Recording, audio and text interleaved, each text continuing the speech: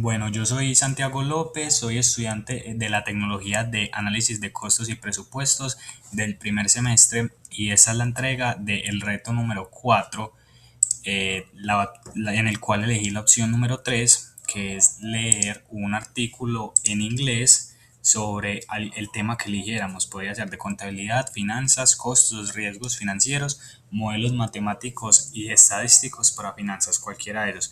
En este caso, yo elegí este que sería Teaching Finance for Responsible Management, lo cual significa que en este artículo nos van a enseñar un poco de cómo poder hacerle un buen manejo a las finanzas.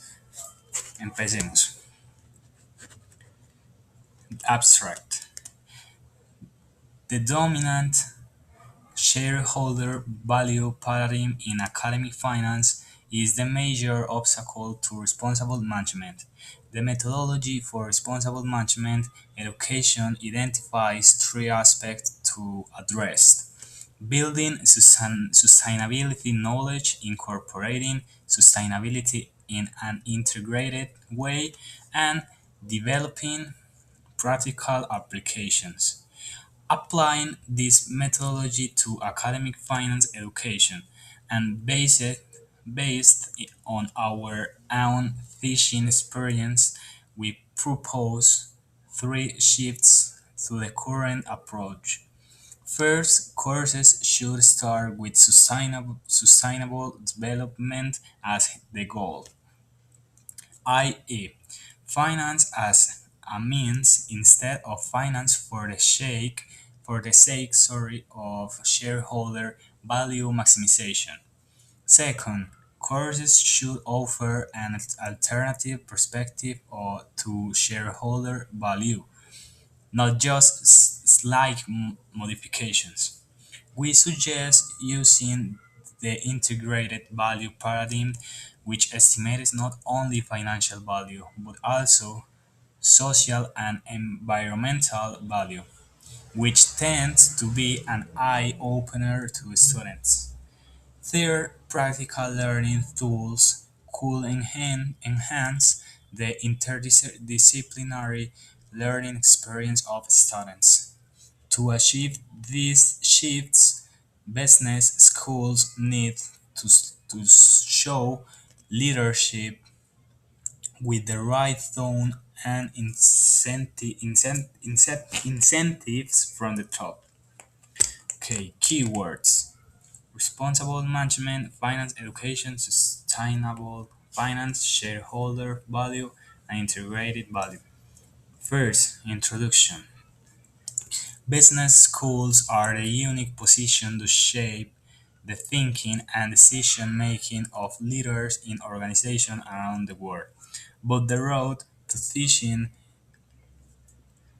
responsible management, which seeks to develop people who will help their organization create inclusive prosperity within planetary boundaries, is long. Is long. Herter et al. 2017. A major obstacle is the leading paradigm in academic finance, the shareholder value paradigm, which states that the objective of the firm is to maximize the financial value of the firm for its shareholders. The shareholders paradigm states explicitly that resolving externality and monopoly problems is the legitimate domain of the government in its rule-setting functions. But social and environmental externalities are inextricably linked to industrial pollution and are difficult to overcome fully by internal regulation because of asymmetric information. Okay, companies know the precise consequence of their operations better than external parties and are therefore better placed to reduce or prevent negative effects by adapting their business models. Another assumption underlying an shareholder model is perfect competition, which leaves no scope for companies to address externalities. But in reality, large companies do have market power and political power. The shareholder value paradigms thus doesn't and cannot accommodate a broader perspective on value. Under the shareholder model, sustainability efforts are only permissible as they are instrumental to enlightened shareholder value maximization. Otherwise, these efforts are seen as costly and should not be undertaken, not even if they help avoid massive costs to society and minimum corporate costs. Typical examples of this view are found in asset pricing, where it is widely assumed that restricting the investment universe by exclusions reduces return. And in sorry, and in corporate finance, where the leading rule is only when the NPV is positive, investment in sustainability should be done. But dependency helps to explain the stick the stickiness of the shareholder value part in academic finance research and finance textbooks. Alternative approaches like the European-based stakeholder perspective or environmental economists have been ignored in mainstream academic finance, even in Europe, where the stakeholder approach is culturally embedded and enjoys wide societal support. Academic finance is poorly shareholder value oriented. It is a standalone discipline with tenure track procedures based on publication in the top finance journals show that these top finance journals have only very recently started to accept papers related to climate finance. By a lack of interdisciplinary research, finance academics are missing out on what is happening in the other fields. These other disciplines, such as corporate strategy, accounting, social and environmental science, are more exposed to the dynamics of sustainable business practices and regulations. For example, Adams ETAL 2011 already argued more than a decade ago that business schools have an important role in the development of leaders able to respond to climate change and sustainability challenges.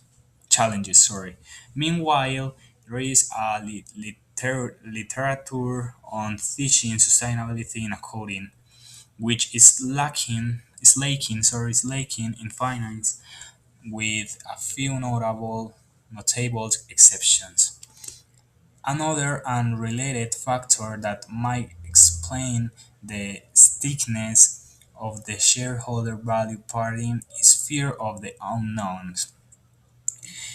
It is safe to stay within the realm of financial based models and data because of familiarity with the fields. I am an expert on finance, but not on climate, biodiversity, living wage, or inequality.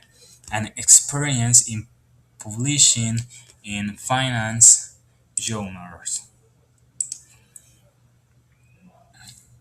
In this article, we posit that the leading shareholder value paradigm holds academic finance back from joining the trend of responsible management practices.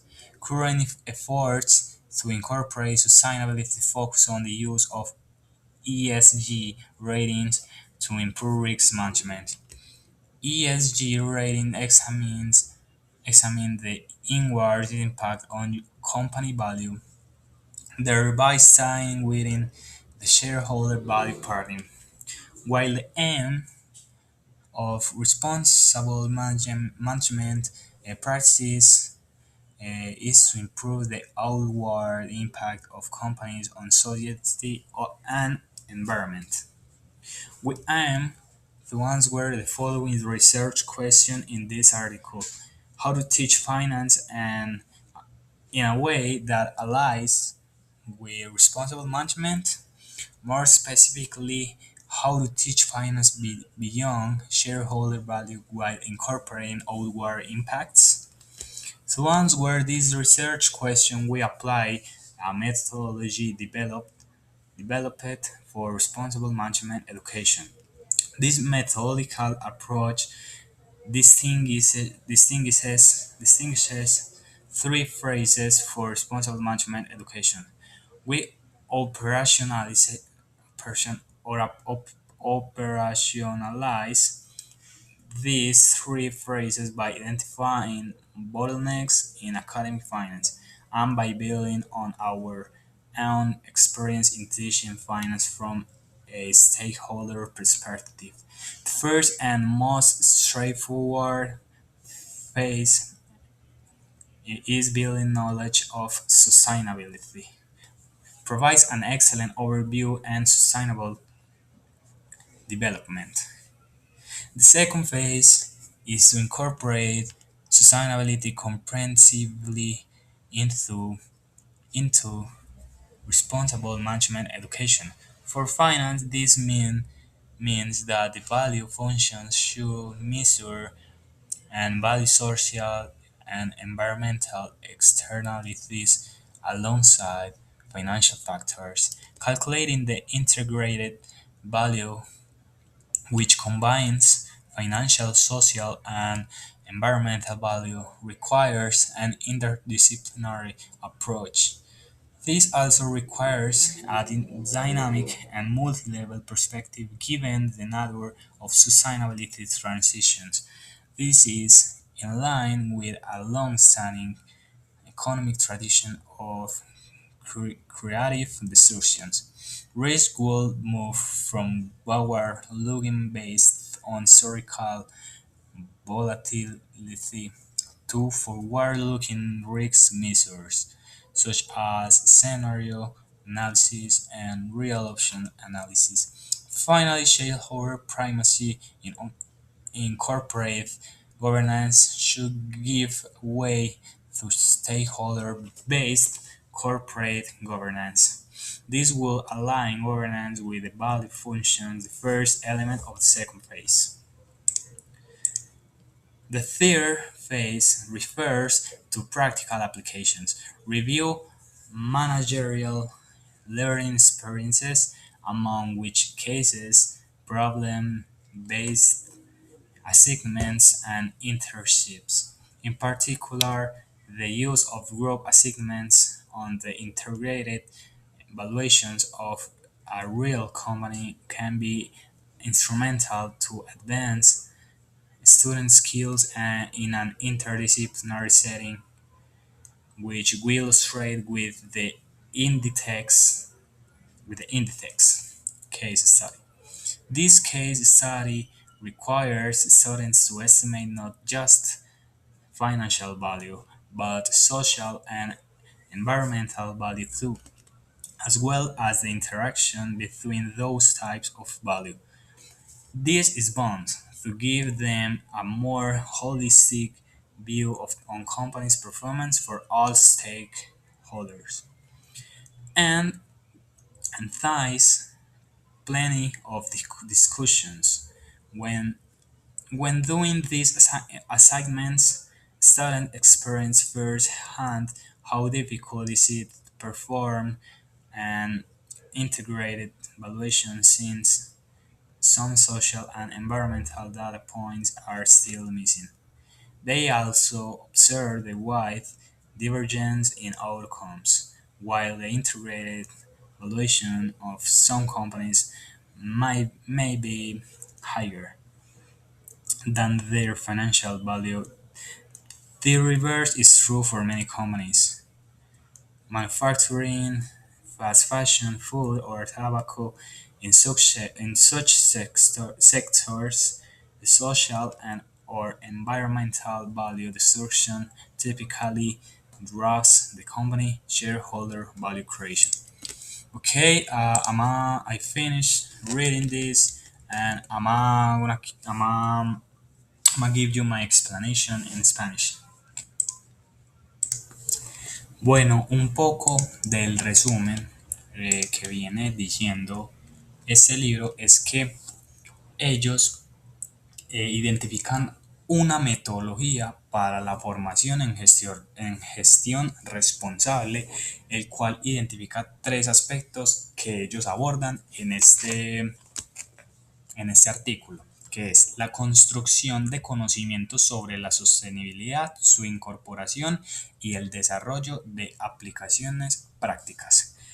Aplicando la metodología que ellos están diciendo, ellos quisieran mejorar un poco la educación, ya que ellos lo que quieren es mejorar un poco la formación a las finanzas académicas, y ellos en el artículo hablan de que ellos podrían hacer esto gracias a su formación académica, no solo porque fueron docentes, ya que ahí lo dice que ellos fueron docentes de finanzas, sino también pues la formación académica implica desde que nosotros empezamos a estudiar, y tal vez si alguien llegó a ser un docente de eso es porque desde que estaba en el colegio se interesó mucho de eso, y desde ahí, desde que estaba estudiando, empieza su formación académica. Por eso es que ellos quieren cambiar un poco de esta formación, ya que nosotros en la universidad o en el colegio es donde nos enseñan a cómo poder pensar, cómo poder ser líderes, cómo usar nuestros conocimientos para mejorar cosas o problemas que tenemos. Entonces ellos dan en ese artículo una posible solución para poder mejorar y maximizar los beneficios pues con todas las personas que estudiamos, ¿cierto? Entonces, en primer lugar, ellos dicen que los cursos deberían comenzar con el desarrollo sostenible como objetivo. En segundo lugar, los cursos deberían ofrecer una perspectiva alternativa al valor para el accionista y no solo modificaciones menores. Con esto, ¿qué quiere decir? Ellos sugieren utilizar un paradigma del valor integrado, que estima no solo el valor financiero, sino también el valor social y ambiental, lo cual suele ser muy importante para nosotros. Es que entre mejor nos puedan explicar algo, entre mejor entendamos algo, mejor, más nos va a ser útil para nosotros, ¿cierto? Entonces, tratar un poco de cambiar eso. Y en tercer lugar, las herramientas de aprendizaje prácticas podrían mejorar la experiencia de aprendizaje interdisciplinar de los estudiantes. Eso es lo que quiere decir un poco de ese artículo. Y en mi opinión personal, yo digo que sí, entre más fácil o entre más fácil, por así decirlo, nos digan las cosas, que nos puedan instruir, que nos puedan enseñar, todo se vuelve más fácil, ¿cierto? Y eso es lo más importante, ya que en este momento es que nosotros forjamos nuestra actitud, nosotros podemos empezar nuestra carrera hacia ser unos ingenieros financieros muy grandes. Muchas gracias por todo. Hasta luego.